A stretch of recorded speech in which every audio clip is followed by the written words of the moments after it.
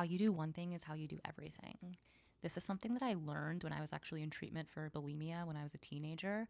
And I remember someone said this. They were like, the way that you eat is reflective of the way that you engage in relationships. So if you're starving yourself, you're probably also isolating yourself. If you're binging and purging, you might have a pattern where you're super, super involved with other people and then you go through periods of being super, super isolated. The reason why I want to talk about this today is because I actually continue to think that that's true. How you do one thing is how you do everything. And I feel like I've learned how to harness that maxim in my life to gain more self acceptance and lean more on my own strengths and things that I used to think are weaknesses and use them to my advantage. If we haven't met yet, I'm Rose. I'm a clinical psychologist, and I also like to talk about woo and psychology and different kinds of things that I've done to help improve my life so I can help you improve yours. I am someone who has just never been consistent. I'm not a consistent person. I am incredibly intense, and I go through phases where I'm obsessed with things. I wear the same sweater every single day.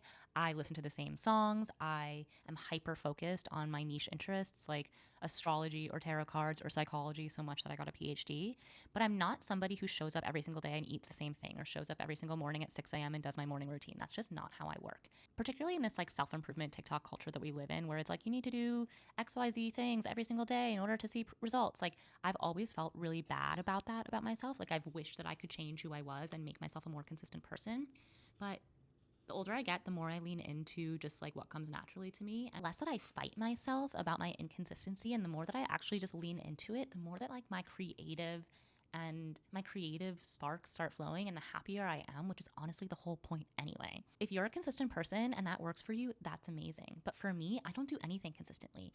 I do like rabbit hole, like I do like hyperfixation consistency where I'll be consistent with one thing really specifically for a long, long time and then I'll immediately switch it up and never do that ever again. Like I had this breakfast that I ate every single day for like 3 years when I was 19.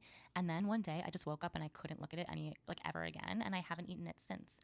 But like I'm just not somebody who can like meal prep something and eat it every single day unless I'm like deeply, deeply obsessed and intense with it.